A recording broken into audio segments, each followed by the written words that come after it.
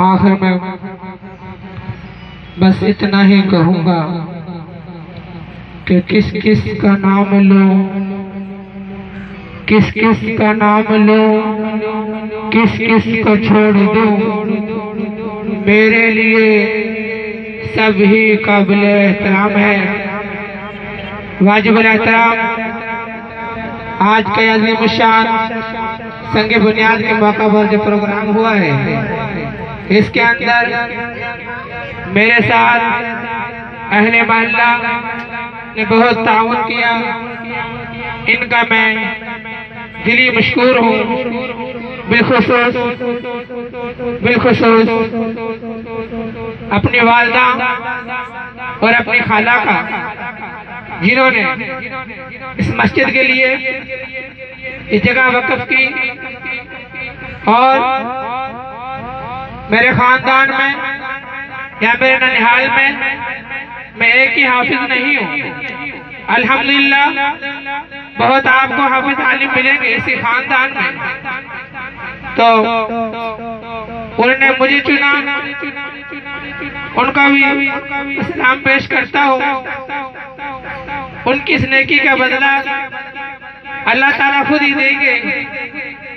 میں اتنا سی چیز ان کا کن الفاظ میں شکریہ ادا کروں، اور میں بالخصوص دلی مشکور ہوں اپنے ننہال کا، جنہوں نے کنگن پور کی سرزمین سے اٹھا کر مجھے اپنے گاؤں کے لیے منتخب کیا، اس مسجد کے لیے منتخب کیا، اور میرے سر پر شفقت کا ہاتھ رکھا۔ ان کو بھی میں سلام پیش کرتا ہوں، اور اب میں اس عظیم ہستی کو دعوت دینے جا رہا ہوں، جو ایک عظیم باپ کے عظیم فرزند ہے، جن کو وراثت میں ملی، جو مفکر اسلام بھی ہے۔ وہ کتنی خوش نصیب ماں ہے جس کے 6 بیٹے ہو، وہ سارے کے سارے عالم بعمل ہو، قاری قرآن ہو، حافظ قرآن ہو، وقت کے ولی ہو۔ اس ماں کی مثال کیا ہو؟ یہ وہی ہستی ہے جن کو وراثت میں ملی۔ میں بس اتنا ہی کہوں گا، میں دعوت خطاب دیتا ہوں، مفکر اسلام، مبلغ اسلام، واضح خوش الحال، ہر دل عزیز، فاضل نوجوان، عالم بعمل، فضیلت الشیخ الحاج حضرت مولانا قاری ضیاء الرحمن ربانی صاحب، آپ کشمیر اپنے خیالات کے اظہار فرمائیں اور ہمارے دلوں کو منور فرمائیں۔ قریب ہو جائے تھوڑا۔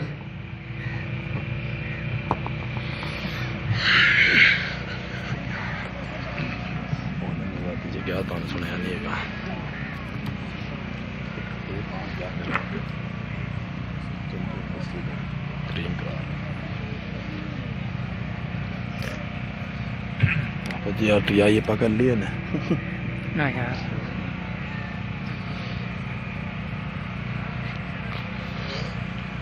السلام علیکم ورحمۃ اللہ وبرکاتہ۔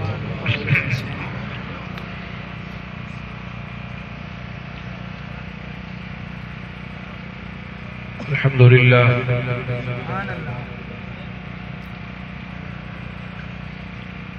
الحمدللہ وحدہ والصلاة والسلام على من لا نبی بعد، اما بعد، اعوذ باللہ من الشیطان الرجیم، بسم اللہ الرحمن الرحیم۔ وَإِذْ يَرْفَعُ إِبْرَاهِيمُ الْقَوَاعِدَ مِنَ الْبَيْتِ وَإِسْمَاعِيلُ رَبَّنَا تَقَبَّلْ مِنَّا إِنَّكَ أَنْتَ السَّمِيعُ الْعَلِيمُ۔ وفي مقام ذلك فضل الله يؤتيه من يشاء۔ آمنت بالله صدق الله ومولانا العظيم وصدق رسوله النبي الكريم ونحن على ذلك لمن الشاهدين والشاكرين والحمد لله رب العالمين۔ اللهم صل على محمد وعلى آل محمد كما صليت على إبراهيم وعلى آل إبراهيم إنك حميد مجيد. اللهم بارك على محمد وعلى آل محمد كما باركت على إبراهيم وعلى آل إبراهيم إنك حميد مجيد. میرے انتہائی واجب الاحترام علماء کرام، نوجوانان قوم و معززین علاقہ، خلاق عالم نے ہمیں اس دنیا کے اندر بھیجا، اور ہمارے بھیجنے کا مقصد صرف اور صرف اس خلاق عالم کی عبادت. پھر عبادت کرتے ہو یہ بندہ بھولتا بھی ہے، یہ بندہ راستے سے بھٹکتا بھی ہے. پھر اسی رب تعالیٰ نے ایسے مواقع ہمیں دے دیے کہ ان مواقع پر جو تم مجھ سے مانگو گے میں تمہیں عطا کروں گا. ماں باپ کے چہرے کی زیارت کے وقت جو تم مانگو گے رب کہتا ہے میں تمہیں عطا کروں گا. بیت اللہ کی زیارت کے وقت تم جو مانگو گے میں وہ تمہیں عطا کروں گا. گناہ پر قادر ہونے کے باوجود گناہ نہ کرنا اور اس موقع پر جو تم مانگو گے رب کہتا ہے میں وہ تمہیں عطا کروں گا. بالکل اسی طرح رب تعالیٰ کی طرف سے یہ فرمان ہمیں بتاتا ہے کہ مسجد کے آغاز کے موقع پر رب سے جو مانگا جائے وہ رب عطا کرتا ہے. سبحان اللہ. اور آپ اس وقت یہ نہ سمجھے کہ ہم یہ تھوڑے سے افراد اور یہ ایک گاؤں کی یہ جگہ کیسے بڑی مسجد بنے گی اور ہم لوگ کیسے اس کے ساتھ تعاون کریں گے، بغیر تعاون کے یہ مسجد کیسے بنے گی. جب رب تعالیٰ کہتا ہے کہ مسجد کے آغاز پر جو تم مانگو گے میں وہ تمہیں عطا کروں گا، تو کیا وہ رب اس بات پہ قادر نہیں ہے کہ بغیر کسی کی مدد کے رب اپنے گھر کو بنا ڈالے؟ سبحان اللہ. قرآن مجید اس بات کا گواہ ہے. حضرت ابراہیم خلیل اللہ نے جب اس روئے زمین پر سب سے پہلی مسجد کا آغاز کیا، سب سے پہلے اللہ کے گھر کی بناوٹ کا آغاز کیا، تو اس موقع پر رب تعالیٰ سے حضرت ابراہیم علیہ السلام اور حضرت اسماعیل علیہ السلام نے مانگا. اس دھرتی پر کوئی مسجد نہ تھی، اللہ کا کوئی گھر نہ تھا. اللہ رب العزت نے فرشتوں کے ذریعے نشاندہی کروائی اور پھر کہا اے ابراہیم میرے گھر کی دیواروں کو بلند کرو. بیت اللہ اللہ کا گھر. اور اس موقع پر حضرت ابراہیم علیہ السلام جب بیت اللہ کی دیواروں کو بلند کر رہے تھے تو ساتھ ساتھ رب سے دعا بھی مانگ رہے تھے. وَإِذْ يَرْفَعُ إِبْرَاهِيمُ الْقَوَاعِدَ مِنَ الْبَيْتِ وَإِسْمَاعِيلُ رَبَّنَا تَقَبَّلْ مِنَّا إِنَّكَ أَنْتَ السَّمِيعُ الْعَلِيمُ. جب حضرت ابراہیم علیہ السلام اور حضرت اسماعیل علیہ السلام بیت اللہ کی دیواروں کو بلند کر رہے تھے تو اس موقع پر رب سے مانگ رہے تھے کہ اے رب ہماری طرف سے اسے قبول بھی فرما لینا. تو پتہ یہ چلا کہ جب رب کے گھر کا آغاز ہو تو اس موقع پر جو مانگا جائے رب تعالیٰ وہ ضرور عطا فرماتا ہے. اسی نسبت سے ہم سب یہاں اکٹھے ہوئے، وگرنہ مجھ سے بڑے باعمل عالم یہاں موجود ہیں. حضرت مولانا کلیم صدیقی صاحب، ان کا وعظ آپ حضرات نے سماعت فرمایا ہوگا. کتنے خوبصورت انداز کے اندر نعت خوانوں نے نعت خوانی بھی کی، اور کتنے خوبصورت انداز میں قاری داؤد نقشبندی صاحب نے تلاوت کلام پاک بھی کی. یہ سارے کے سارے ہیرے جہاں موجود ہوں وہاں میرے جیسا ایک ادنا سا آدمی کیا بیان کرے گا. میں تو ایک لالچ اور ایک ہرس لے کر یہاں آیا ہوں کہ میں نے اپنے بڑوں سے سنا ہے، اپنے اساتذہ سے سنا ہے، علماء سے سنا ہے، قرآن سے سیکھا ہے، احادیث نبویہ میں پڑھا ہے کہ جب اللہ کے گھر کا آغاز ہو رہا ہو اس موقع پر جو مانگو گے وہ میں تمہیں عطا کروں گا. تو آج اس گاؤں کے اندر یہ اللہ کے گھر کی بنیاد رکھی جا رہی ہے. قاری محمد شکیل عثمانی صاحب سے اللہ رب العزت یہ کام لے رہا ہے تو اللہ رب العزت کے فرشتے بھی اس وقت جھوم رہے ہوں گے اور رب کی رحمت بھی جوش میں ہوگی. اور اس موقع پر اس دھرتی پر بیٹھ کر ہم جو رب سے مانگیں گے وہ رب عطا کرے گا. سبحان اللہ. جو ہم مانگیں گے رب وہ عطا کرے گا. اور رہی بات ہمارے ذہنوں کے اندر یہ سوال ہو سکتا ہے کہ یہ گھر کیسے تعمیر ہوگا. 3 کام ایسے ہیں کہ جب ان کاموں کا آغاز ہو اللہ کی مدد لازم شامل حال ہو جاتی ہے. اللہ کی مدد اس میں لازمی شامل حال ہوتی ہے. وہ ہو ہی نہیں سکتا کہ کام کا آغاز ہو اور وہ کام ادھورا رہ جائے. ایسا ممکن ہی نہیں ہے. ایک جب گناہگار بندہ توبہ کرتا ہے تو یہ ہو ہی نہیں سکتا کہ اس کی توبہ کو رب رد کر دے. اس کی توبہ کو رب ضرور قبول فرماتا ہے. اور دوسرا کام کہ جب ایک بندہ اپنی بیٹی کے نکاح کی تاریخ رکھ دیتا ہے تو رب اس کا انتظام ضرور کر دیتا ہے اور اس کی بیٹی کو گھر سے عزت سے رخصت کروا دیتا ہے. یہ ہو ہی نہیں سکتا کہ بیٹی کی تاریخ نکاح کی رکھ دی جائے اور اس کے نکاح کا انتظام نہ ہو. غیب سے رب تعالی اس کے غیب سے رب تعالی اس کا انتظام فرماتے ہیں. اور تیسرا کام جب مسجد کے بنانے کا ارادہ ہو جائے ہو جائے تو یہ ہو ہی نہیں سکتا قاری شکیل صاحب، یہ ہو ہی نہیں سکتا کہ یہ کام ادھورا رہے. ارادہ آپ کا تھا، بنانا رب کا کام ہے. سبحان اللہ.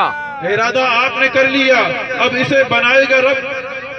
اور پھر یہ جس دھرتی پہ ابھی آپ بیٹھے ہیں یہ وقف ہو چکی ہے جگہ، یہ اللہ نے لے لی. ہم قرآن پاک کے اندر پڑھتے ہیں کہ جب قیامت کا وقوع ہوگا زمین و آسمان تہس نہس ہو جائیں گے، نظام کائنات درم برم ہو جائے گا.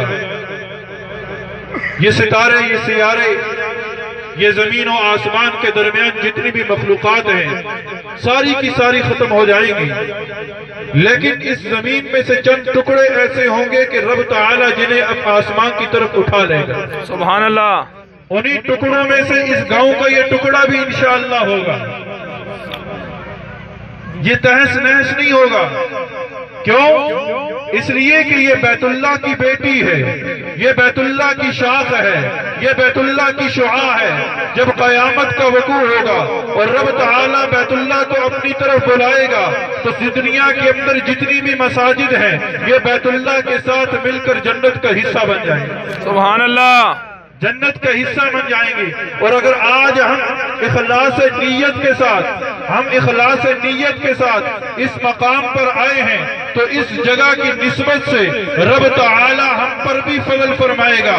کیونکہ دنیا کے اندر ایک قانون ہے کہ نسبت کے بدلنے سے مقام بدل جایا کرتا ہے.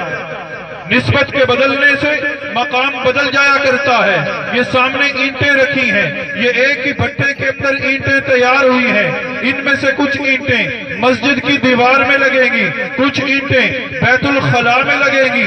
وہ بیت الخلاء کہ جس کے اندر آپ ننگا پاؤں رکھنا بھی برداشت نہیں کرتے، کہتے ہیں کہ جوتی پہن کر اس پہ پاؤں رکھو، پاؤں ناپاک ہو جائے گا. اور کیا بات ہے، یہ اینٹ تو اسی بھٹے کے اندر تیار ہوئی جس بھٹے کے اندر اینٹ مسجد کے محراب میں لگی ہے، مسجد کے فرش میں لگی ہے، مسجد کی دیوار میں لگی ہے. وہی اینٹ بیت الخلاء میں بھی لگی ہے، اسی بھٹے کی تیار شدہ اینٹ ہے. یہاں ننگا پاؤں کیوں نہیں رکھتے؟ اس لیے نہیں رکھتے کہ اس کی نسبت بیت الخلاء سے ہوئی ہے. اس جگہ پر ہم ننگا پاؤں نہیں رکھیں گے. لیکن دوسری اینٹ جو مسجد کے صحن میں لگی ہے وہاں آپ ننگی پیشانی رکھنا بھی خوشی کا سامان سمجھتے ہیں، وہاں اپنی ننگی پیشانی رکھنا بھی قابل فخر سمجھتے ہیں. کیوں کہ اب اس کی نسبت اللہ کے گھر کی طرف ہو گئی ہے. سبحان اللہ. اب اس اینٹ کی نسبت اللہ کے گھر کی طرف ہو گئی ہے. تو اگر ہمارا مال اور اگر ہماری جان اللہ کے گھر کی طرف منسوب ہو جائے تو پھر اس جان کی بھی قیمت لگ جانی ہے اور اس مال کی بھی قیمت لگ جانی ہے. سبحان اللہ. ہمارے ایک استاد تھے، اللہ رب العزت ان کی قبر پر کروڑہ رحمتوں کا نزول فرمائے. ہو سکتا ہے ان کے شاگردوں میں سے کوئی شاگرد یہاں بھی موجود ہو.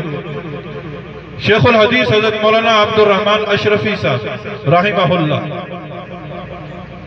ان کے پاس ایک شخص آیا، بڑا سرمایہ دار تھا، اللہ رب العزت نے اسے دولت سے مالا مال کر رکھا تھا. ساری زندگی وہ دنیا کے اندر مصروف رہا. اس نے ایک عالی شان محل بنوایا، لیکن جب اس محل میں رہنے کا وقت آیا ادھر سے موت کا وقت بھی قریب آ پہنچا. محل تعمیر ہو چکا ہے, گھر بن چکا ہے, لیکن رہنے کی نوبت نہیں آئی. وہ کینسر کی بیماری میں مبتلا ہو گیا. حضرت مولانا عبد الرحمن اشرفی صاحب رحمہ اللہ کے پاس وہ پہنچتا ہے اور کہتا ہے کہ حضرت گھر تو بنا دیا ہے, اب اس گھر میں رہنے کے لیے وقت نہیں رہا, گھر میں رہنا نصیب نہیں ہوا, اور آخرت کی تیاری کوئی نہیں, کیا کروں؟ حضرت مولانا عبد الرحمن اشرفی صاحب رحمہ اللہ رب العزت ان کی قبر پر کروڑہ رحمتوں کو نزول فرمائے, وہ اسے جواب دیتے ہیں کہ جس گھر کو تو نے بنایا ہے اس گھر کو قبر میں ساتھ لے جا. سبحان اللہ. جس گھر کو تو نے بنایا ہے اس گھر کو قبر میں ساتھ لے جا. وہ شخص یہ کہتا ہے کہ حضرت یہ کیسے ممکن ہے کہ میں گھر کو قبر میں ساتھ لے جاؤں, گھر کو قبر میں ساتھ لے جاؤں؟ حضرت مولانا عبد الرحمن اشرفی صاحب جواب دیتے ہیں کہ اس گھر کی نسبت مسجد کی طرف کر دے, اس گھر کو مسجد بنا دے, تو قبر میں جائے گا تو اس مسجد کے بننے کی وجہ سے تیری قبر کے اندر جنت کی ٹھنڈی ہوائیں چلنا شروع ہو جائیں. سبحان اللہ. قاری شکیل صاحب کی والدہ محترمہ نے یہ جگہ ان کے سپرد کی. یہ صرف ان کے سپرد نہیں کی, انہوں نے اپنا آخرت کا سامان بنا لیا ہے. قاری شکیل صاحب کے خاندان نے اگر یہ جگہ انہیں دی ہے تو ان پر کوئی احسان نہیں کیا, اس کا بدلہ رب انہیں جنت کی صورت میں دے گا. نبی کریم صلی اللہ علیہ وسلم نے فرمایا کہ اللہ رب العزت کا فرمان ہے کہ دنیا کے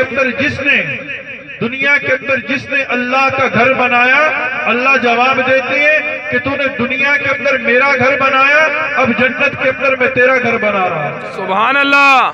جنت کے اندر میں تیرا گھر بنا رہا ہوں. دنیا کے اندر جس نے بھی اللہ کے گھر کو بنایا, اللہ رب العزت جنت کے اندر اس کے گھر کو بنائیں گے. اور ہر انسان یہ چاہتا ہے نا میرا گھر عمدہ ہو, میرا گھر خوبصورت ہو, میرا گھر عالی شان ہو, میرا گھر دوسروں سے نمایاں ہو. تو پھر اگر ہم بھی چاہتے ہیں کہ جنت کے اندر ہمارے گھر بھی نمایاں ہو, ہمارے گھر بھی عالی شان ہو, تو پھر ہمیں اس گھر کو بنانے میں ہر وقت کوشش میں لگے رہنا ہے, ہر وقت کوشش میں لگے رہنا ہے. کیوں لگے رہنا ہے؟ کہ ہم نے ابد الآباد کی زندگی میں اپنے گھر بنوانے ہیں. اگر ہم چاہتے ہیں کہ ہمارا گھر عالی شان ہو تو دنیا کے اندر رب کے گھر کو بھی عالی شان بناؤ.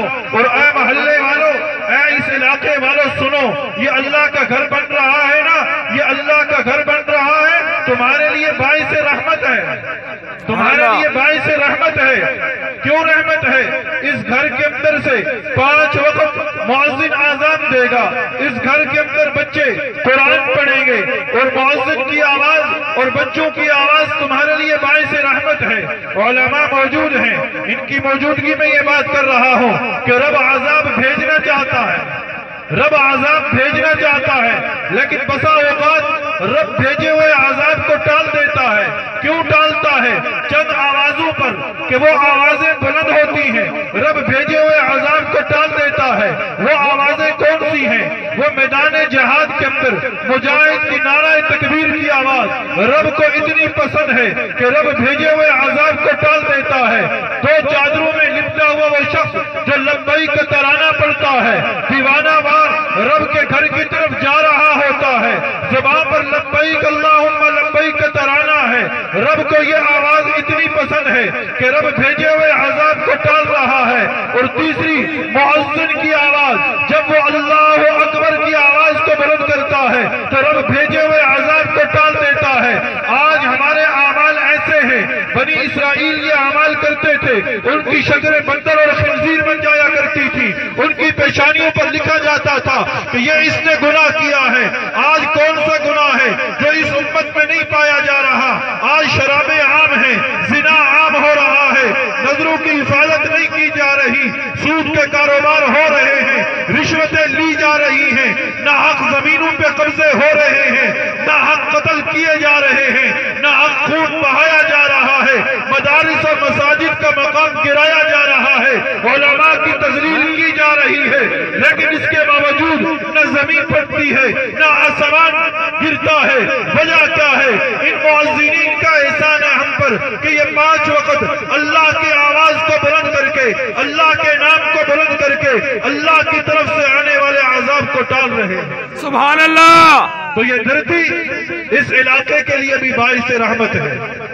اور پھر اہل محلہ سے میری درخواست ہے کہ اہل محلہ جو ہے اس مسجد کی بناوٹ میں ہر ہمہ وقت اپنے آپ کو مصروف رکھیں۔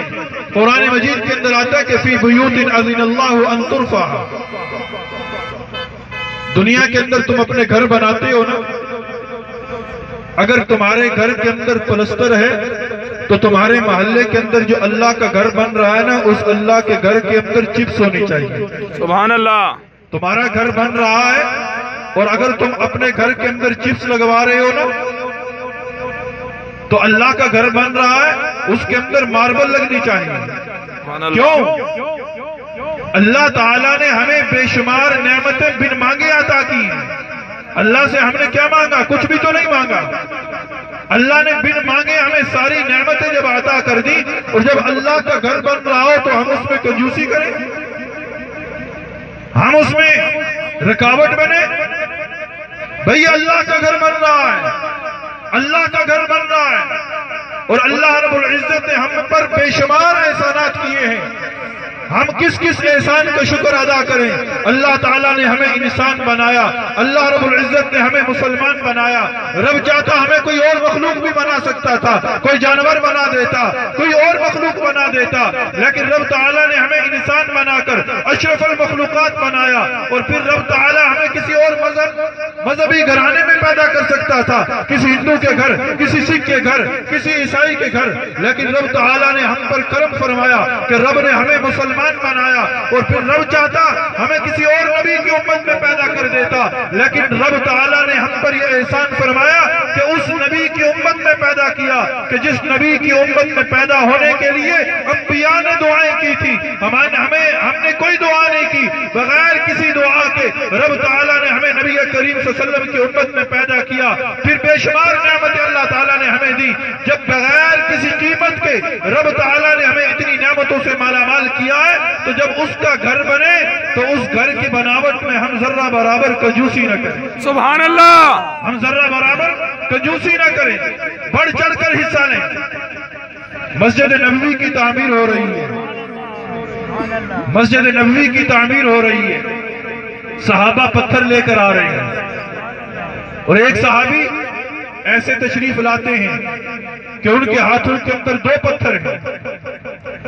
باقی صحابہ دیکھ کر ہنستے ہیں۔ نبی صلی اللہ علیہ وسلم نے فرمایا یہ زیادہ محبت کا اظہار کر رہا ہے، جس کے دل کے اندر زیادہ محبت ہوگی وہ زیادہ محبت کا اظہار کر رہا ہے۔ اور نبی کریم صلی اللہ علیہ وسلم مسجد نبوی کی جب تعمیر ہو رہی تھی تو آپ صلی اللہ علیہ وسلم جو چاند کی طرف اشارہ کرتے ہیں تو چاند کا ٹکڑے ہو جاتا ہے۔ وہ جو عرشوں پہ تشریف لے جاتے ہیں تو جبرائیل امین بھی پیچھے رہ جاتے ہیں کہ اے اللہ کے نبی اس سے آگے میں جا نہیں سکتا، فَكَانَ قَابَ قَوْسَيْنِ أَوْ أَدْنَىٰ کے مقام پر جا پہنچتے ہیں۔ وہ نبی جو احد پہاڑ کی طرف اشارہ کرے تو احد پہاڑ کا بھی سونے کا بن جائے، لیکن اس نبی کی طرف دیکھا گیا کہ آقا دو جہاں نبی کریم صلی اللہ علیہ وسلم مسجد نبوی کی تعمیر میں اپنے سر پر پتھر اٹھا کے لا رہے ہیں۔ کیوں لا رہے ہیں؟ وہ امت کو تعلیم دے رہے ہیں کہ اللہ کا گھر بن رہا ہے، اللہ کا گھر بن رہا ہے۔ تو آپ کے محلے میں اللہ کے گھر کی بنیاد رکھی جا رہی ہے۔ اصل میں تو آج نہ تقریر کا وقت ہے نہ واز کا وقت ہے، اصل میں تو آج دعا کا وقت ہے کہ ہم دعا مانگیں کہ اللہ یہ تیرا گھر ہے، تو بنانا تو نے ابرہہ آیا تھا نا بیت اللہ کے گرانے کے لیے، ابرہہ آیا بیت اللہ کو گرانے کے لیے، یہ نبی کریم صلی اللہ علیہ وسلم کی بعثت سے پہلے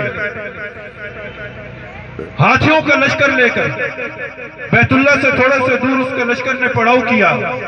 ادھر سے عبد المطلب آتے ہیں، عبد المطلب ابرہہ سے آ کر ایک سوال کرتے ہیں کہ ابرہہ تیرے لوگوں نے میرے اونٹوں کو قابو میں کر لیا، میں اپنے اونٹوں کو واپس لینے آیا ہوں، مجھے میرے اونٹ واپس کر دو۔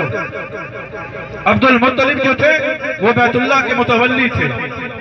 ابرہہ نے عبد المطلب کو کہا کہ عبد المطلب میں تو تجھے بڑا سمجھدار سمجھتا تھا، لیکن تو نے سوال کیسا کیا ہے؟ کیا تو جانتا ہے کہ میں بیت اللہ کو گرانے آیا ہوں اور تو بیت اللہ کا متولی ہے؟ سوال تو یہ تھا، سوال تو تجھے یہ کرنا چاہیے تھا کہ تو واپس چلا جا، بیت اللہ کو نہ گرا، تو بیت اللہ کی حفاظت پر مامور ہے، تجھے تو بیت اللہ کی حفاظت کرنی چاہیے تھی، اور تو اپنے اونٹوں کا سوال کرتا ہے۔ تو عبد المطلب نے جواب دیا، ابرہا اونٹ میرے ہیں، اس لیے میں اونٹوں کا سوال کر رہا ہوں، بیت اللہ یہ اللہ کا گھر ہے، جس کا وہ گھر ہے وہ خود اس کی حفاظت کرنا چاہتا ہے۔ سبحان اللہ۔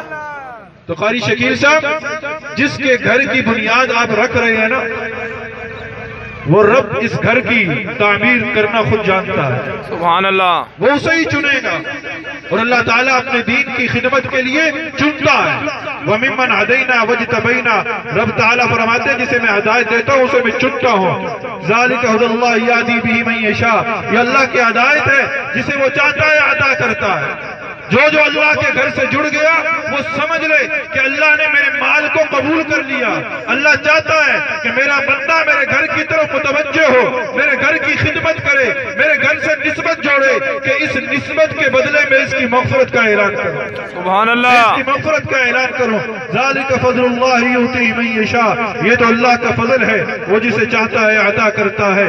رب تعالیٰ سے یہ دعا ہے کہ الہ العالمین، جب اس مسجد کا آغاز ہو رہا ہے تو تیری بارگاہ میں ہماری یہ التجا ہے کہ اس مسجد کو اے اللہ تو ہدایت کا مرکز بنا دینا، اے اللہ اس مسجد کو تو اس پورے علاقے کے لیے نجات کا ذریعہ بنا دینا، اور اس مسجد کو اے الہ العالمین تو ہم سب کی نجات کا ذریعہ بنا دینا۔ آمین ثم آمین، وآخر دعوانا ان الحمدللہ رب العالمین۔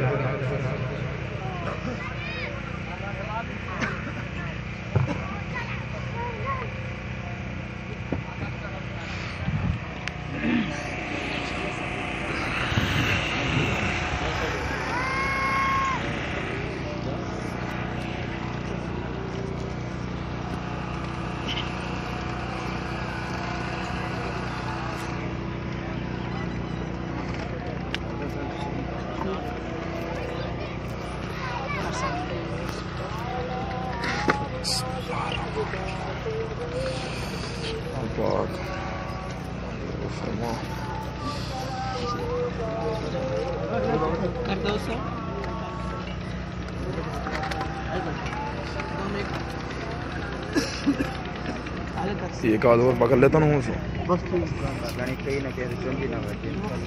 نہ نہ کہیں پاڑ لو، دھیان نہ اور سب پیچھے بچے۔ چلو دعا سے پیچھے رکھ لیو۔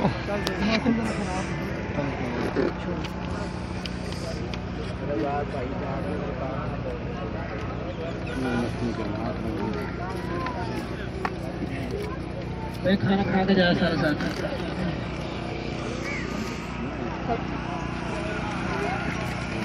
آگے دے دے رہا ہوں۔ اللهم صل على سيدنا مولانا محمد وعلى آل سيدنا مولانا محمد وبارك وسلم عليه۔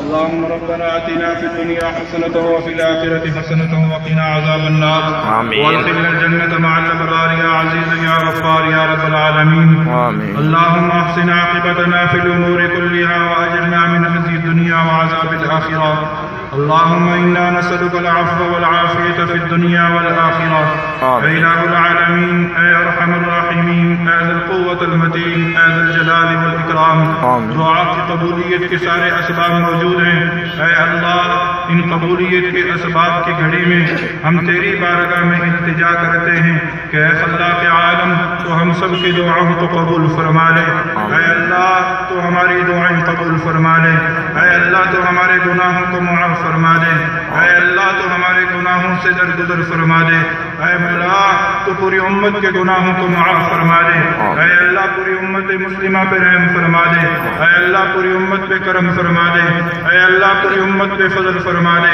اے اللہ امت کی پریشانیوں کو راحت اور سکون میں تبدیل فرما دے، اے اللہ جہاں کہیں کوئی بھی پریشان حال ہے، اے اللہ حاضرین مجلس میں سے جو کوئی پریشان حال ہے، اے اللہ مسجد کا آغاز ہو رہا ہے، مسجد کی تعمیر کا آغاز ہوا اے خلاق عالم دعا کی قبولیت کی گھڑیاں ہیں، اے خلاق عالم تیری بارگاہ میں التجا ہے کہ تو کمال رحمت اور کمال کرم سے سب کی پریشانیوں کو راحت اور سکون میں تبدیل فرما دے، اے اللہ سب کی مشکلیں آسان فرما دے، اے اللہ سب کی مصیبتیں دور فرما دے، اے اللہ تو سارے بیماروں کو شفاء کاملہ نصیب فرما دے، اے اللہ حاضرین مجلس میں سے جو کوئی بیمار ہے، اے اللہ ہم میں سے جو کوئی بیمار ہے، اے اللہ ہمارے جتنے اعزاء قارب ہم میں سے جس کسی کے ماں باپ بہن بھائی اساتذہ بیمار ہیں، اے اللہ تو کمال رحمت اور کمال کرم سے اے اللہ تو سب کی بیماریوں کو شفا میں تبدیل فرما دے، اے اللہ تو ہمارے مرحومین کی مغفرت فرما دے،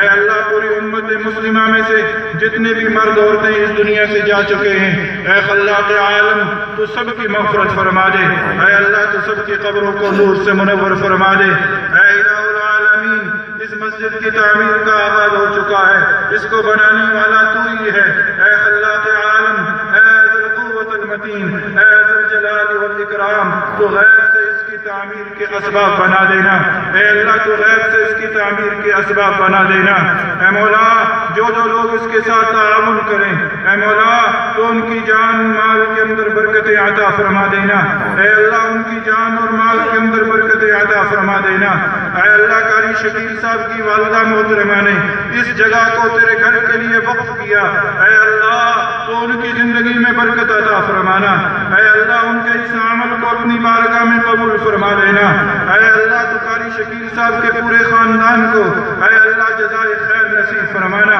اے اللہ اس پورے علاقے کو تو جزائے خیر نصیب فرمانا، اے اللہ اس گھر کو تو پورے علاقے کے لیے بطور رحمت کے بنا دینا، باعث رحمت بنا دینا، اے اللہ اے اللہ اے اللہ تجھے تیرے اسم اعظم کا واسطہ اے اللہ اس گھر کو ہماری نجات کا ذریعہ بنا دینا، اس گھر کی خدمت کے لیے ہم سب کو قبول فرما لینا، اے اللہ اس گھر سے اے اللہ جب یہ گھر بن رہا ہے تو تجھ سے مانگ رہے ہیں، اے اللہ اس گھر سے دین کی شمع روشن فرما دینا، اے اللہ اس گھر کو دین کا قلعہ بنا دینا، اے اللہ اس گھر کو دین کا مرکز بنا دینا، اے اللہ اس گھر کو دین کا مرکز بنا دینا، اے اللہ اس گھر سے اے اللہ اس گھر کو ہدایت کا مرکز بنا دینا، اے اللہ اس گھر کو ہدایت کا مرکز بنا دینا، اے اللہ ہر ناظر کی نظر سے محفوظ رکھنا، ہر شریر کے شر سے محفوظ رکھنا، ہر منافق کی منافقت سے محفوظ رکھنا،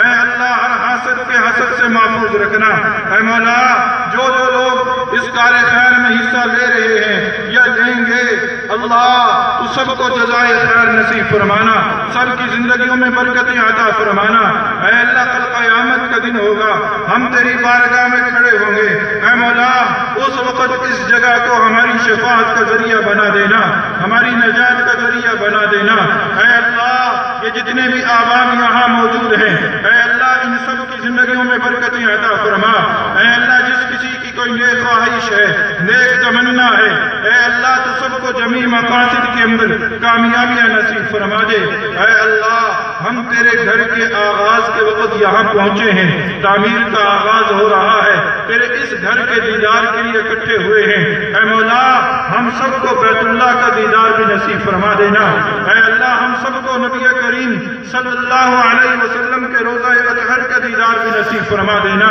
اے اللہ جس نے بھی دعا کے لیے کہا چاہا سوچا اللہ تو سب کی دعائیں قبول فرما لینا، آمین ثم آمین، وصلی اللہ تعالی علی خیر خلقہ محمد وعلی آلہ واصحابہ وآل بیتہ وازواجہ اجمعین وبرحمتک یا ارحم الراحمین۔